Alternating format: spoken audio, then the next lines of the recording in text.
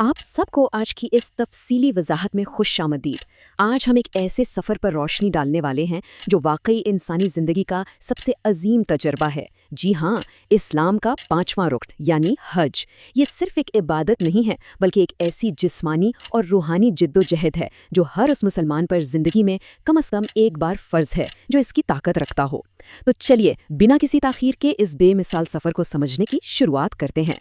तो देखिए, आज की हमारी इस वजाहत का खाका कुछ इस तरह होगा। पहले हम हज का मकसद और उसकी अहमियत पर बात करेंगे, फिर इसकी 3 अहम अक़साम देखेंगे। उसके बाद सफ़र का आगाज़ और एहराम, फिर जुल्हिज के वो अहम तरीन दिन, और आखिर में हम हज के फ़र्ज़ अरकान को समझेंगे। तो सबसे पहले आते हैं अपने हिस्सा 1 पर, हज का मकसद और अहमियत।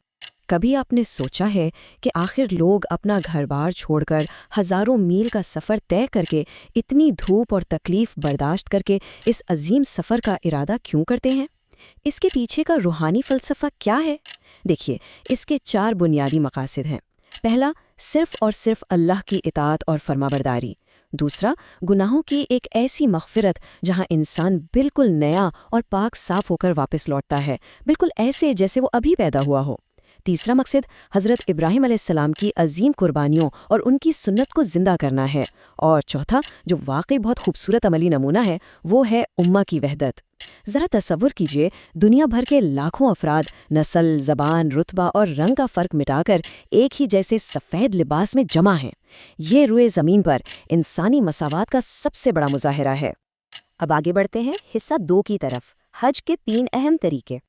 अच्छा, इस सफ़र को अदा करने के मुख्तलिफ तरीक़े हैं। यहाँ 3 मेन अक़साम होती हैं: तमत्तो, क़िरान और इफ़राद। तमत्तो को सबसे आम और आसान तरीक़ा समझा जाता है।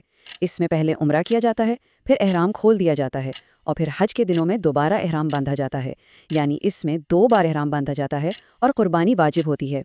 दूसरा है क़िरान। इसमें उम्रा और हज एक ही एहराम में मुसलसल किए जाते हैं और इसमें भी कुर्बानी वाजिब है। और तीसरा है इफ़राद। इसमें सिर्फ हज की नियत होती है, उम्रा शामिल नहीं होता, सिर्फ एक एहराम होता है और इसमें कुर्बानी फ़र्ज़ नहीं होती। अगर हम तारीखी हवाले से देखें तो क्या आप जानते हैं कि नबी करीम सल्लल्लाहु अलैहि वसल्लम ने कौन सा हज अदा किया था? आप सल्लल्लाहु अलैहि वसल्लम ने हज अल कुरान अदा किया था, यानी एक ही एहराम में उम्रा और हज दोनों। आप सल्लल्लाहु अलैहि वसल्लम ने अपना एहराम कुर्बानी होने तक नहीं खोला था, क्योंकि आप सल्लल्लाहु अलैहि वसल्लम अपना कुर्बानी का जानवर, जिसे हदी कहते हैं, अपने मुकद्दस सफ़र में साथ लाए थे। हालांकि आप सल्लल्लाहु अलैहि वसल्लम ने अपने बहुत से सहाबा को तमत्तो करने का हुक्म और मशवरा ज़रूर दिया था। चलिए अब आते हैं हिस्सा 3 पर, सफ़र का आगाज़ और इरहान। तो दुनिया के तमाम झमेलों को पीछे छोड़कर सफ़र का अमली आगाज़ कैसे होता है? ये शुरू होता है मीक़ात के मकाम से, जहाँ एक हाजी खुद को ज़हनी और जिस्मानी तौर पर तैयार करके एहराम बांधता है। मर्दों के लिए ये सिर्फ 2 बगैर सिले हुए सफ़ेद कपड़े हैं, बिल्कुल सादा, और औरतों के लिए उनका सादा और बापर्दा लिबासी एहराम है। यहाँ नियत होती है और फिर शुरू होता है वो खूबसूरत ज़िक्र, तलबिया, लब्बैक अल्लाहुम्मा लब्बैक। सोचिए ज़रा, जब लाखों आवाज़ें एक साथ इस जिक्र को पुकारती हैं तो कैसा रोंगटे खड़े कर देने वाला मंजर होता होगा। फिर मक्का में दाखिल होकर काबा का तवाफ़ और सफ़ा मरवा की सई की जाती है। जो हाजी तमत्तो कर रहे हैं वो यहाँ अपने बाल कटवाकर पहला एहराम खोल देते हैं। अब बढ़ते हैं अपने सबसे अहम हिस्सा 4 की तरफ, जुल्हिज्जा के अहम दिन। यहाँ से ये सफ़र एक बेहद मुनज़्ज़म और पाबंद टाइमलाइन में दाखिल हो जाता है। 8वीं से 12वीं जुल्हिज्जा तक के दिन, ये हैं जी एक ऐसा ज़बरदस्त सीक्वेंस जहाँ हर दिन का एक मखसूस मकसद है। यौमुल तरविया से आगाज़ होता है, फिर अरफा का दिन, फिर ईद का मसरूफ़ तरीन दिन और आखिर में मिना के दिन। चलिए इस सीक्वेंस को एक एक करके समझते हैं। बात शुरू होती है 8वीं जुल्हिज्जा से, जिसे यौमुत तरविया भी कहा जाता है। तमत्तो वाले हाजी इस दिन दोबारा एहराम बांधते हैं और सब लोग मक्का से निकलकर मीना की तरफ रवाना होते हैं। ये अपने आप में एक हैरत अंगेज़ बात है कि इस दिन मीना, जो आम दिनों में एक खाली वादी है, वो दुनिया के सबसे बड़े आर्जी खेमों के शहर में तब्दील हो जाता है। लाखों लोग कतार दर कतार इन आग से महफूज खेमों में ठहरते हैं और ये पूरा दिन सिर्फ और सिर्फ नमाजों और इबादत में गुजारा जाता है ताकि अगले दिन के सबसे अजीम रूहानी इम्तिहान के लिए खुद को तैयार किया जा सके। और अब थोड़ा यहाँ रुकते हैं, हम इस सफ़र की उरूज पर पहुंच चुके हैं। नबी करीम सल्लल्लाहु अलैहि वसल्लम का वाज़ेह फरमान है, हज अरफा है। जी हाँ, 9 Zilhijja, day of Arfa, mount Arfat के मैदान में ठहरना। یہ وہ دن ہے جہاں دنیا کی ہر فکر، ہر پریشانی بھلا کر صرف اور صرف اشک بار آنکھوں کے ساتھ اپنے گناہوں کی معافی مانگی جاتی ہے۔ یہ روح کی صفائی کا وقت ہے۔ آپ اس بات سے اس کی اہمیت کا اندازہ لگائیں کہ اگر کسی وجہ سے یہ عرفہ کا وقوف چھوٹ جائے تو حج ادا ہی نہیں ہوتا، بالکل نامکمل۔ عرفہ کے اس شدید روحانی عروج اور دعاؤں کے بعد جب سورج غروب ہوتا ہے تو مغرب پڑھے بنا ہی حاجی عرفات سے مزدلفہ کی طرف روانہ ہو جاتے ہیں۔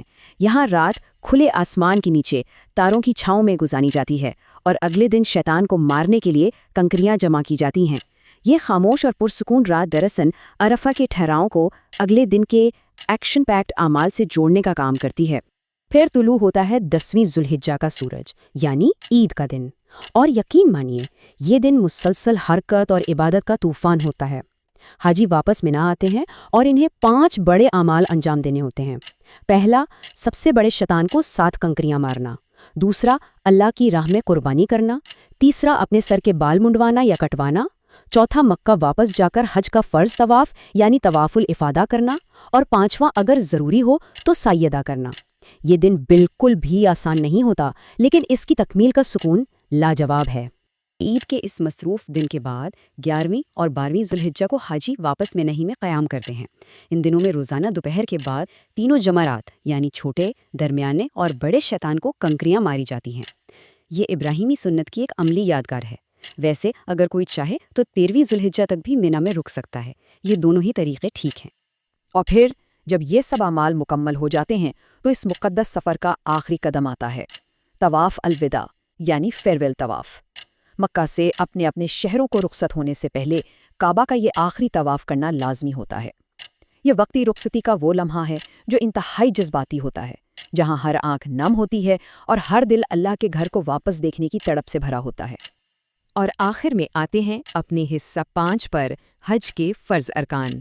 دیکھیں، ہم نے پورا سفر تو بخوبی سمجھ لیا، لیکن اس عظیم عبادت کی کچھ ایسی ٹھوس بنیادیں ہیں جن پر کسی قسم کا کوئی سمجھوتا نہیں ہو سکتا۔ ان 4 ارکان میں سے اگر ایک بھی چھوٹ گیا تو بس سمجھ لیں کہ حج باطل ہو گیا۔ تو یہ پلرز کیا ہیں؟ پہلا، احرام کی نیت اور اس حالت میں آنا۔ دوسرا، وقوف عرفہ یعنی 9 ذی الحجہ کو عرفات میں لازمی ٹھہرنا۔ تیسرا، طواف الافادہ۔ اور چوتھا، جمہور علماء کے نزدیک صفا اور مروہ کے درمیان سعی کرنا۔ یہ وہ 4 ستون ہیں جو حج کی اس پوری عمارت کو کھڑا رکھتے ہیں۔ تو آج کی اس پوری وضاحت کے اختتام پر میرے ذہن میں ایک بہت ہی گہرا سوال آتا ہے، اور میں چاہتا ہوں آپ بھی اس پر غور کریں۔ جب حج کا ہر عملی رکن، ہر طواف اور ہر دعا ایسی بے مثال مغفرت اور برابری کا درس دیتا ہے، تو کیا سفر سے واپس آنے کے بعد ایک انسان واقعی وہی رہ سکتا ہے جو وہ پہلے تھا؟ کیا روح اندر سے مکمل طور پر بدل نہیں جاتی؟ امید ہے کہ اس وضاحت نے ان تصورات کو آپ کے سامنے مزید روشن کیا ہوگا۔ آج کے اس تجزیے کا حصہ بننے کا بے حد شکریہ۔